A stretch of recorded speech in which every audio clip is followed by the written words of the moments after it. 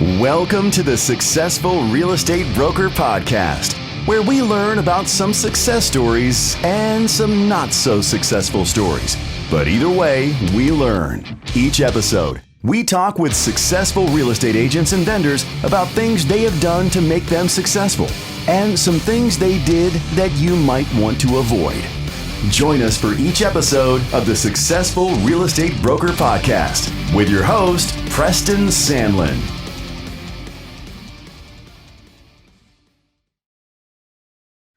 All right, listeners, I have a special treat for you. One of my best buddies in real estate and partners, do business with a guy, great guy, Mr. Paul Jamison. How you doing this evening, Paul?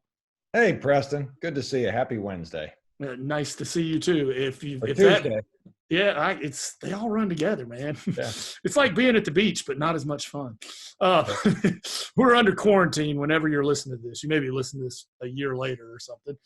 But if that voice sounds familiar, it's because that is the voice of Your Real Estate Today every Saturday at 2 o'clock. Correct, Paul? That's it. On 1110 or 99.3 or radio.com. Awesome. And we will get into that and talk about that a little bit. I am a repeat offender on there. You are. And he has lots of good information every Saturday. If you don't listen to it, please do. It's on WBT. Can't they listen to it on the internet as well if there's somewhere else? They do. On radio.com, you can tune in, or you can listen to the podcast on WBT.com, and then just go to shows, the shows tab, and there we are. Awesome. Well, we'll get into that, but we're going to back up a little bit to where it all started. What I've been doing, Paul, is interviewing successful real estate agents such as yourself, and, figuring out other real estate agents are listening to this. And, over time, I'm hoping that, I'll find some commonalities amongst folks that are successful. And you're certainly in that category. But first, let's back up. Tell us a little bit about yourself. A lot of people know you, but some listeners won't know you at all. So give us a little background. Well, originally from Cincinnati, attended Xavier. Almost finished. I'm a senior in college and never made it all the way. You're in good company, brother. But, here we are. Moved down here. I spent 27 years in advertising. So real estate was my second career. So I owned an advertising agency for 27 of those years and enjoyed it and had a great career. But during that time was always interested in real estate, had a passion for it, loved it, had been investing, and always wanted, when I knew the next journey would come, to explore that part of the life. So here I am now as a part of Keller Williams South Park. I have a team, and I have a management company, and I have an investment company. Awesome. So enjoy it. Yeah, it's been quite a ride. Yeah, awesome. Paul he does it all, but is really into real estate and people who are investors and want to invest as part of their portfolio. So let me get into that a little bit. What makes real estate, in your opinion, because you're a pretty savvy investor, and I know as you are. Well, thank you. That was the only part of my portfolio that didn't lose a third of its principal 2 months ago. Although I hope the stock market will come back, but it will. What in your mind? Tell us why real estate is a good investment. Yeah. It's interesting, Preston, because I think as real estate agents, we're in a seat where we carry around a lot of expertise. This is what we know, right? Mm-hmm. And like you, I think there are certain things that we begin to ask ourselves as we go through life and as we hit certain hurdles in our life. Where are our impacts, right? And why do we get up in the morning? Right. So for me, not only do I truly believe, because I'm living that life as an investor, that real estate during these times was you can see what's happened, right? It did not lose the value that the stock market did. I do believe the stock market's going to come back, but I do too. At some point, I look at it from, why do I get up in the morning? What's my big why? So my big why is I wake up in the morning, wanting to share my experience and knowledge with those that embrace real estate as a part of building wealth. Right. And that can include buyers and sellers, most certainly. But, we're at a place where we're making an impact on people's lives in such a way that not only when they go to the mailbox, there's money in it, that they're finding ways to balance out their life and meet certain needs. And real estate is a solution for that, whether it's your residence, whether you're buying, or whether you're investing. And so I get jazzed in the morning because that's a place where I can make an impact on somebody. And that's fun. Awesome. Well, speaking of sharing your knowledge, you did in a book, and it's out there. Tell us a little bit about the book and some background. And yeah, just I'd love to. I know you put. It's kind of like when I was in college, there was this concept of you become an expert at something if you spend 1,000 hours on something. But they're hacks. If you can find somebody else who spent 1,000 hours and hack some of their knowledge, you might can step over a little bit. But tell us a little bit about it. I'm hoping your book's a hack. I know it is, actually. Well, that didn't come out right, did it? I know exactly what you mean. And again, who doesn't want to share something that's their passion? And for years, I had people telling me, as I told stories about what happened to me and when I worked with the hedge fund, or stories that came up as I worked with, renters, or situations that I found myself in, or I found myself in with you, Preston, or I found myself in across my career. They kept saying, man, you need to write that stuff down. Golly, geez, you need to share that. So finally I did. And I actually wrote the book. It took me a while, and it took the editor even longer because I wrote it. I didn't have somebody write it for me. And it got a lot of the things and funny stories and anecdotes, but underneath it, there's things I learned and lessons I learned along the way. So for somebody who looks at my book, certainly gives them an introduction to real estate and real estate investing. But as a realtor and to fellow realtors, when I teach the course that I'm teaching, and you went to that one time, it's a tool and a way that they can begin the conversation with people who are interested in investing, because we all have clients that are interested in investing, and it helps in that conversation. And a lot of agents just give them my book, and it helps that agent work through the investment conversation with that investor. So I want to arm agents. I want to continue to spread the word about real estate as a part of building wealth. I'm jazzed about that. And then I also like filling in the gaps and the myths that are out there about real estate investing. And there's a ton. So yeah. I hope that answers your question. And it's in a book that's easy to read. My 95-year-old dad read it twice. So if he can do it, anybody can do it. If a listener is interested, or a viewer, what's the best way if they wanted to purchase your book? And I'll put a link in the description too, but if they're listening, somehow they don't have that, what would be the best way they could get that book? There's two ways. They're both easy. Amazon Prime has it. You can Opportunities knocking, right? Right. Opportunities knocking. The other way is if you want a nicer printed version, because Amazon prints on demand, you can go to pauljamison.com. That's Jamison with an I, and you can order the book there. It's the same price, and I'll sign it and send it out to you. Awesome. You can pick it up. Well, I'm going to add some stuff if it's okay, why I think real estate's such a good investment. Oh, please. Yeah, well, you make money a couple of different ways. Right. First, you have rental income. Now, obviously, you're going to have expenses. Things are going to break. Roofs don't last forever. HVAC systems don't. But you do have a cash flow. And, if you do it right, the rent will pay the mortgage. And maybe you'll have a little bit left over. The great thing is, though, you have capital appreciation. Then you also, your expenses, you get to deduct on the cash flow, you get to deduct that. Whatever your cash flow is, you get to deduct that. You also can deduct depreciation of, there's certain, I don't want to, I'm not an accountant. I didn't stay at a Holiday Inn Express, but you got to be careful what you're doing. Now that decreases your base, but it's kind of a ghost expense at the time. You will have to pay the piper down the road, but there's a lot of options. You can do a 1031, you can do all that stuff, but you get appreciation, you get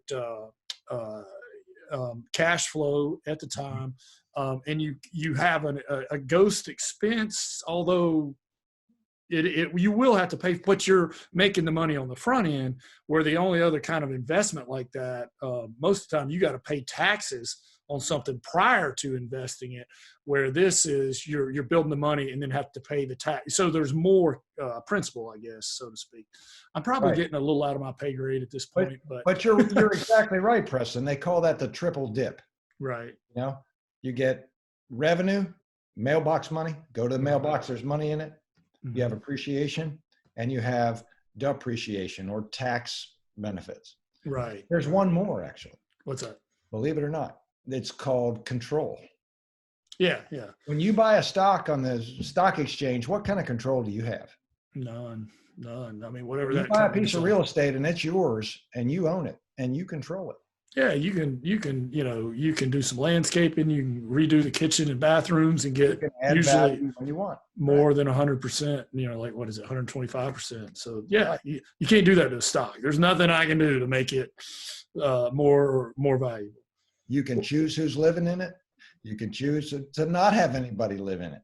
You can choose what improvements you make. You can choose to burn it down. You can do whatever you want to do with it. But guess what I love about that scenario? It's never worth nothing. Oh, yeah.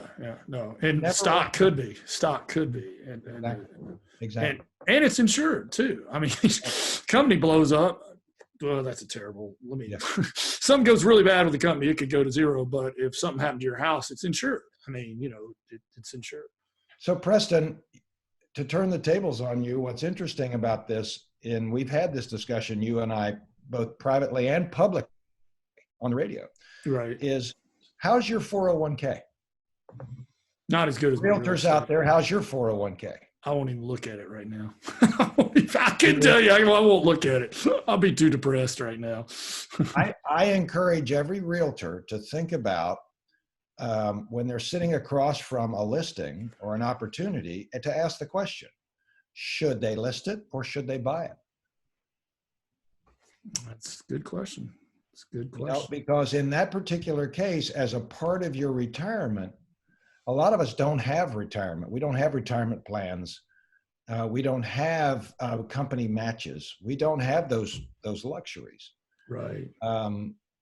This should be a realtor's 401k. We're in the business, and we totally need agree. to consider that as a part of building wealth.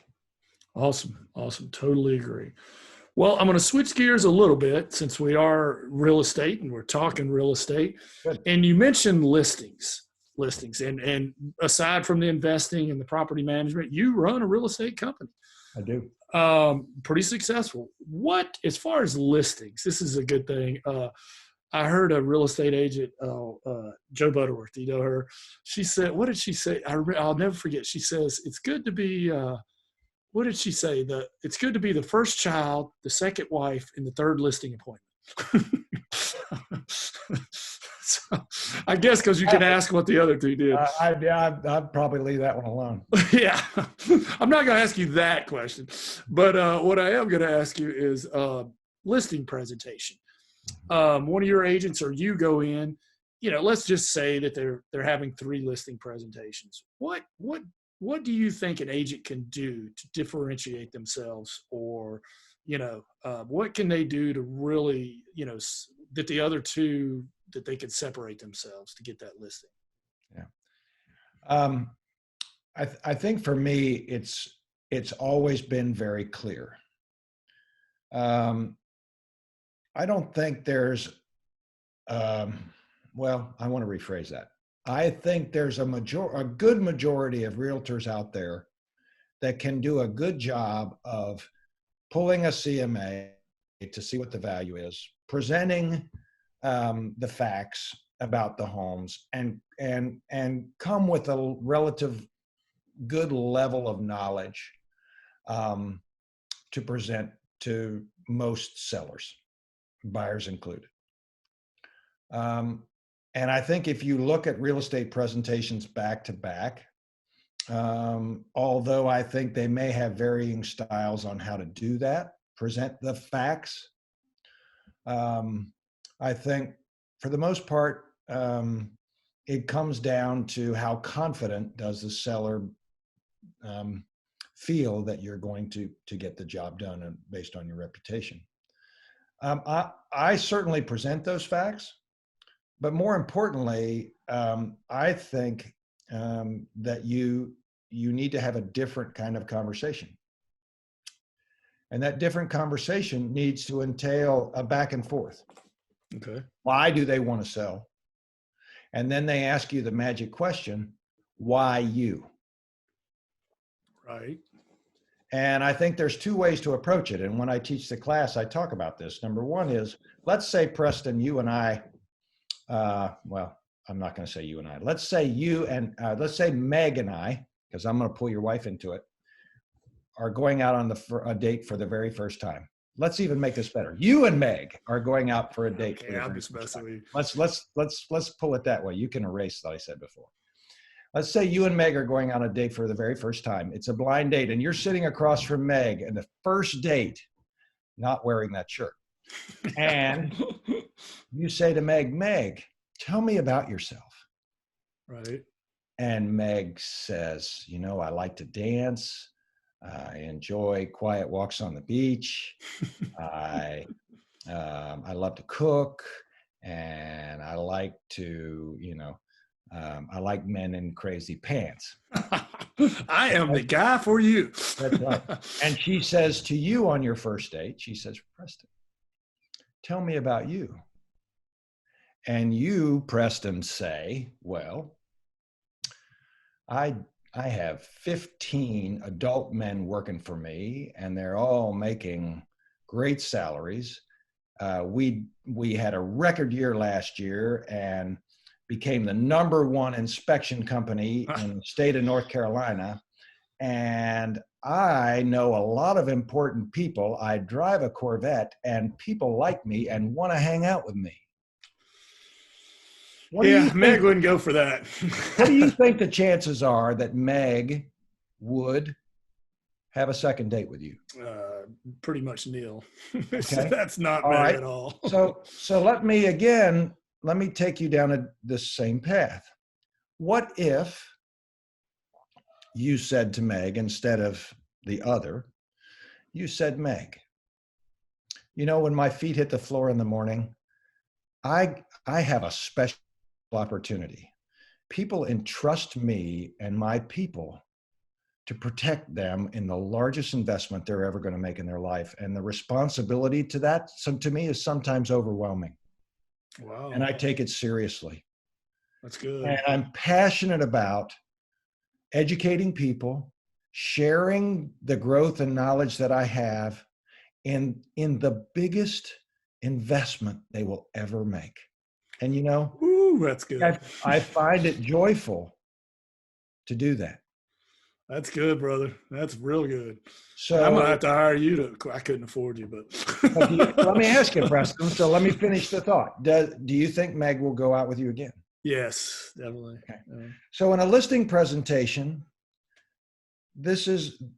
it's important to present the facts. It's important to share knowledge and make sure that they're confident that you do that. Beat your chest. If their why does not line up with mine, it's never going to work. Yeah. So I want them to know why I sell real estate and why I'm the right choice. And if I'm not the right choice, I'd rather find out then than we get down the road. Because if it's all about the facts and all about the money, and they don't buy into the why I get up in the morning and why I do this business and why we're in this relationship, it's a failed transaction. It's good, man. It's good. Wow. I'm going to go ask Max and, hey, honey, let's go out on a date. Paul's giving me something to. No, I like it, brother. I like it. What advice would you give an agent just getting into the business today? Somebody comes up to you, and I know you get it. Oh, I'm going into real estate because they can make a lot of money, or we get that. But they're all over the board. There's some that probably mean well, and this is going to lead up to my next question, because I sponsor a lot of classes, beginning classes, and I've been doing this like 23 years, Paul, and I can almost tell out of a class, there'll be 100 agents. I know there'll be a handful in there that'll be really successful. There'll be a handful that are, they're doing other stuff, or it's not a full-time thing. And some people, it's not a full-time thing now, but it will be later. I guess my couple of questions. First, what advice would you give to somebody who's going into real estate? And number two, what do you think separates the person who's successful at real estate and the person who's not? Okay. So I think I can answer all three questions with the same answer. Okay. All right. I have a theory. And it's an odd theory, but for those that are watching this, especially those that have been around a while, like me, are going to understand. And even those that haven't been around a while, I want to at least have embraced the idea, because it's called SAS, SAS. Okay. SAS stands for Stupid Agent Syndrome. I think I've heard it now that you say it. There's two parts to our business. Okay. One is that if you get into this business because you want to make oodles of money, then you may, but from transaction to transaction, you're going to be coming from a very different place. I call that sometimes desperation. And how you motivate and how you answer and how you operate and how you present yourself could, over time, as you continue to come from that singular place, be less healthy. Right. You could be like that guy on the date that not going to get a second date because you're all about the. Yeah. But there's a good amount of people that certainly know that the money is important, but also you need to come from contribution. Right. And be able to say to a client who's already seen 30 houses that even if they fall in love with something and you've gotten to know them, to say, wait a minute, as much as you love this house, I'm getting to know you, and I would encourage you to rethink it. And be able you told me that. I think on an investment house, I was like, I loved it. No. Yeah, you don't want this one. But be able to rethink that decision. Coming from contribution, what is best for the client? And so many agents out there, there's some old timer friends of mine out there as we talk about the difficulties of transactions and the difficulties of some of the situations we've been in. We still, in every case, have helped other agents on the other side, going, are you sure you want to do that? But it's coming from a place that always has a good or what is best for the client. And you know what? The money will come. But the lasting relationships and the lasting reputation and the lasting things that go along with it are the true benefit. So those two things, if they're getting into the business, make sure you're doing it for the right reason. Absolutely. And make sure you're able to do it for the right reason, because it takes a while to get going. So have money before you move in. Yeah. And if you don't like yourself, you're going to burn out. I mean, that being in the money for anybody, that's a reputation for no sleep, drinking, pills, because eventually if you don't like that person you see, and your conscience will catch up with you. I mean, it really will. This is a hard business. And right now, in the situations we're in, it's even harder. Yeah, absolutely. And a lot of people are hurting and suffering. And if if your glass is half empty, which it is, some days my glass feels half empty, but I try to continue to look to the other side and say, what I love about the business is what I said before. When my feet hit the floor, I'm going to make an impact on somebody's life in a way that no other career ever offers the opportunity to do. Awesome.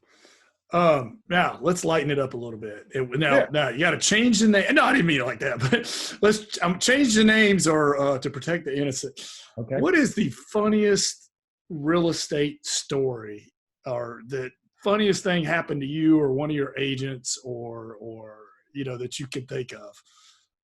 And I've had one other interview, and it was a doozy. I was like, please don't say any names.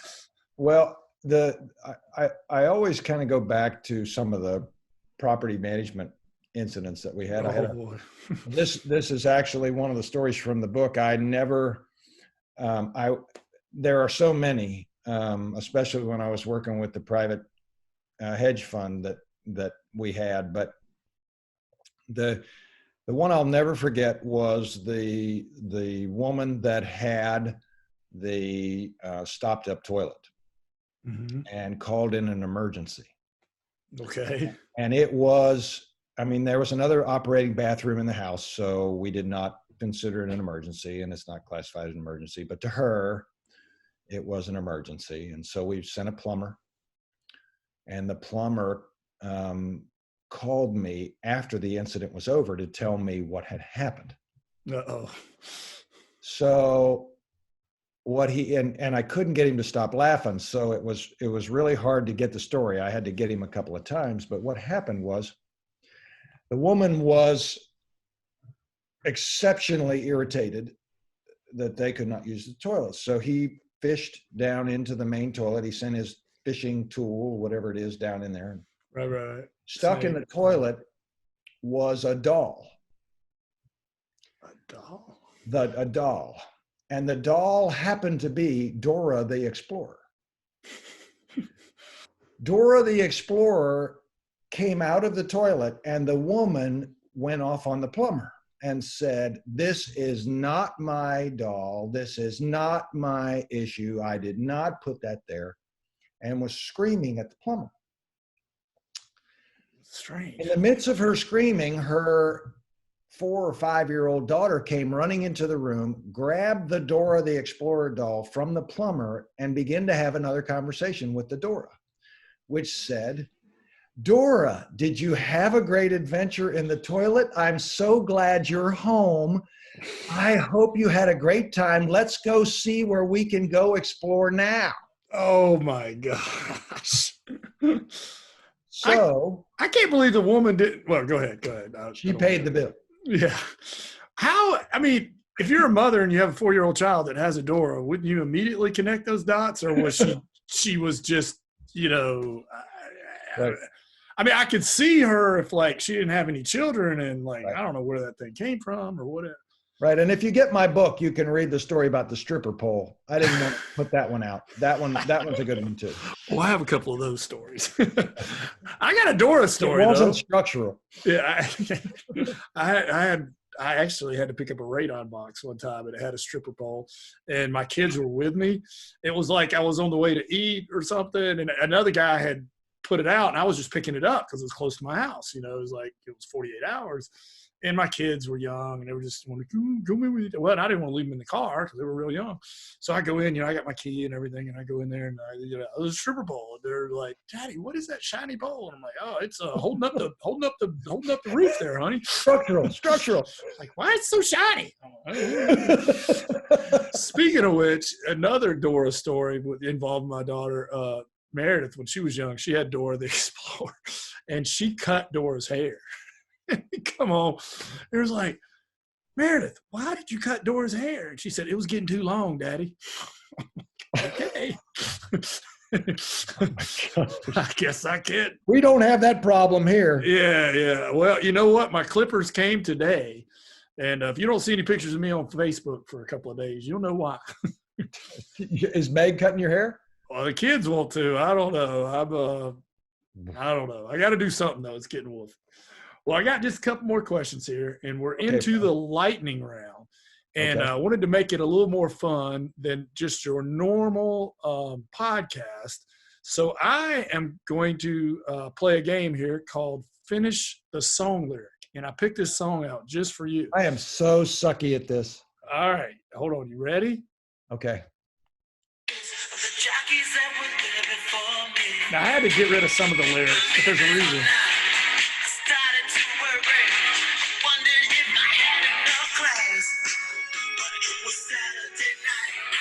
Can you finish the song lyrics? Oh, I got to turn it down. What's the finish the song? What's the name of the song? I know the rhythm is nah, nah, nah, nah, but I don't know the words. I can't hear, Preston. Huh? I can't hear the words of that kind of stuff. So I'm terrible at that kind of thing. Little Red Corvette. And why do you think I picked that song out for you? Tell the audience. Well, yeah, man. I've got a 65 Corvette convertible hardtop with 45,000 miles, red and white interior. Sweet. So it's an engine with a body hanging off. Yeah. Well, and Paul, like cars, like real estate, what he does, I figured out, is he buys a classic car because he's had others, and he has the pleasure of driving like the coolest thing around. But unlike a new car, which loses so much value, right? It either keeps its value or goes up as long as he doesn't wreck it. So he gets like a really cool ride for however long until he decides to get something different. And you make money. Yeah, and he can either sell it for as much or more, which is really. Paul doesn't lose money. Paul's smart. Listen to this guy. I've lost money, Preston. Me too. Well, but I remember every one I've lost, and I will never. I tell my guys this: you'll get burned, but you'll never get burned. You'll get burned on something else, but you won't get burned on the same thing twice because it'll. That's exactly right. The word restaurant will never be in my investment portfolio again. And I will never buy property in a certain area, but I won't say. I'll tell you privately. When the police call you and say, "You, Mr. Stanley?" "Yes, sir. This is Officer so-and-so with the police department. An undercover policeman just bought a very controlled substance at a house that you own." That's right. Never buying a house there again. But anyway, that's a different story.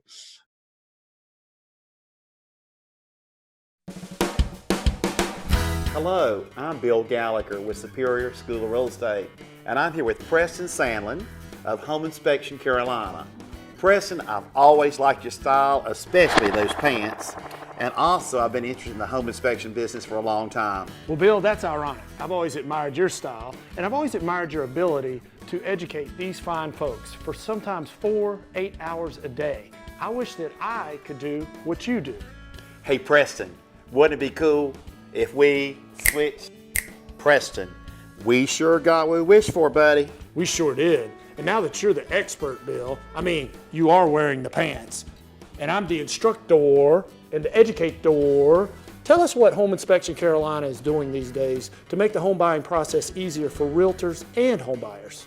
Well, Preston, all our home inspection reports now are online for the real estate agent and the client to review the report online and to be able to create a repair list basically online by either clicking repair, accept, monetary compensation, and once they prepare the request, they can then press email, text, or print right then. You mean it's all automated, Bill? Absolutely, we are high tech. Wow. What else is Home Inspection Carolina doing different these days? Well, Preston, we're training our home inspectors to be non-alarmist. We are training them to put things into perspective and to simplify the message for the homeowner. Non-alarmist is key, Bill. You remember those days of the 100-page reports and those 3-ring binders that would just go on and on and on, la la la la la la la la. Thank you for being a good non-alarmist. And Preston, one more thing. We fix the small stuff for free. Do you remember when home inspectors always put those little nitpicky items on those reports? Oh, bless their hearts. Well, at Home Inspection Carolina, if we can fix it in 5 minutes or less, we do it for free. We're better with a caulk gun than a keyboard any day. We just fix it. You mean there's no cost for this, Bill? Preston, it's free. Wow. Well, Preston, these pants really are a catch. Well, Bill, I've enjoyed wearing the suit, but I don't think I could wear it every day because I got to fix the small stuff for free, and I don't want to ruin a good suit. Preston, it's been a lot of fun flipping the switch.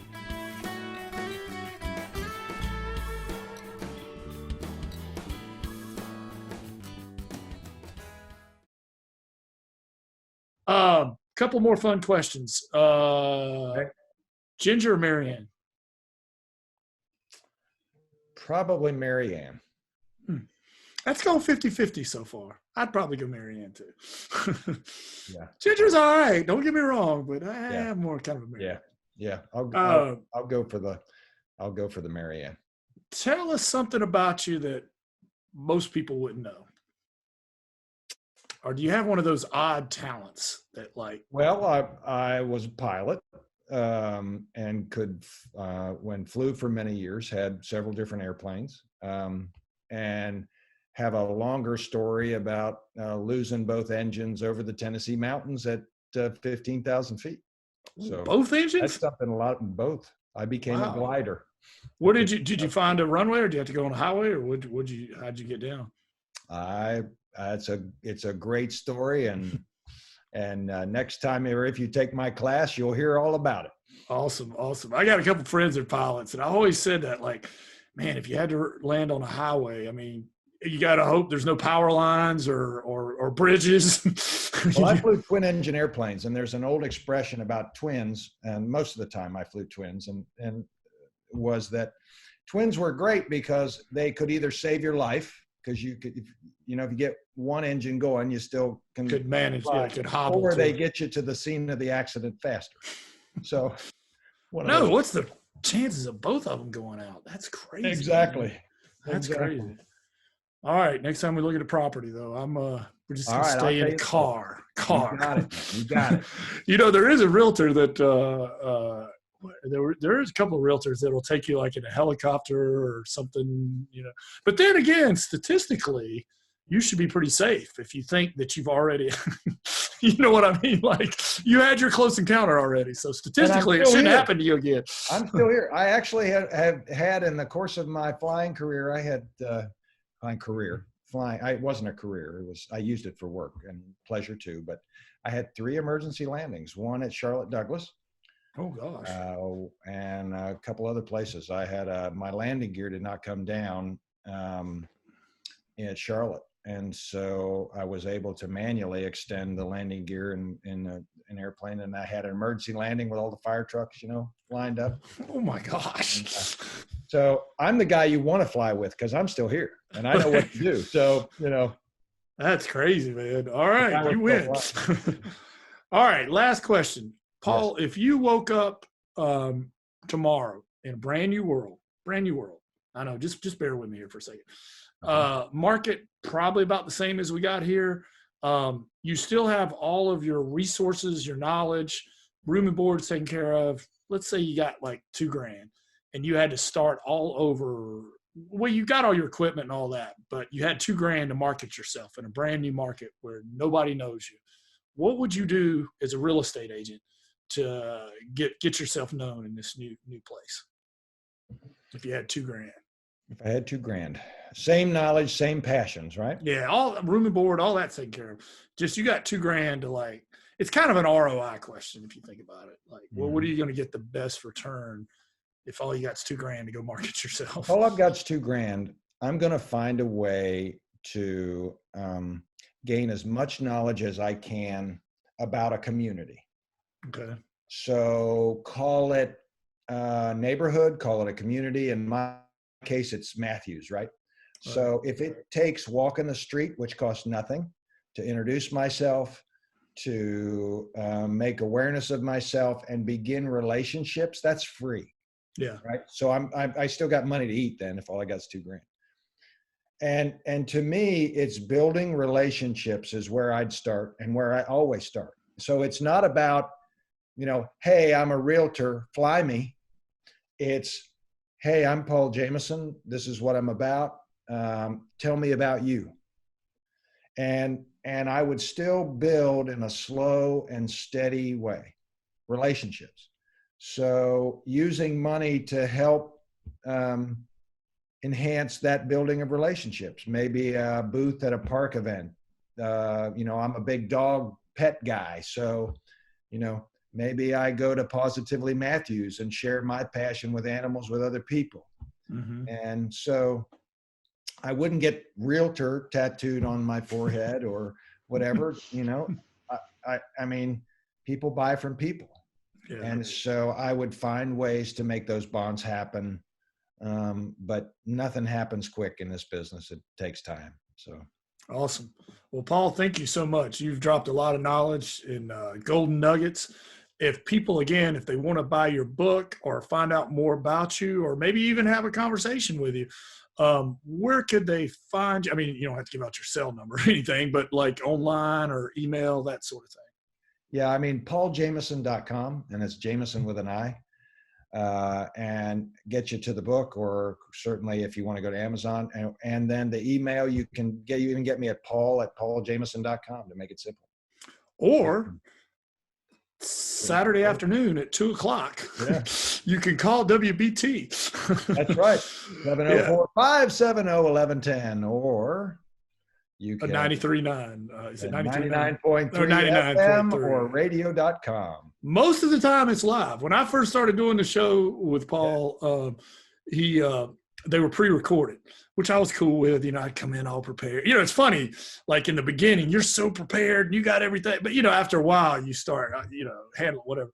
And then they went live. And I don't know if I told you, but I was a little worried about that at first, because I was like, what if one of my competitors calls in and, tries to stump me or something? Yeah. It never happened. But even if he did now, I would, let me get back with you on that or something. I mean, people would realize it. But anyway, it's great. The only time now it's pre-recorded is if there's a ball game or something. But well, now we're pre-recording because of COVID. But as of here over the next few days, as in the timing of this, tomorrow we become essential. Woo! I know, awesome. How about awesome. that? Yeah. And then as they begin to allow more people to come into the studio, we're going to get back to live again, which I can't wait. And you'll probably hear his ads. He does a lot of stuff with Mark Garris. He's great, man. He's great. I love awesome. His voice. Awesome. I think he's the best. I've told him person to person. I was like, he reminds me of kind of like Charles Kuralt, like his timing and stuff. Yeah. But he's really good. He's an awesome guy. Well, thank you, Paul. And I will see you. We're probably doing the radio here soon. And yeah, I think next week. Awesome. Yeah. I think I have to look at the calendar. You've been listening to the Successful Real Estate Broker Podcast with your host, Preston Sandlin. Join us on the next episode, where we'll be talking to a successful agent or vendor about the right things to do and the wrong things you should avoid. Join us on the next episode of the Successful Real Estate Broker Podcast.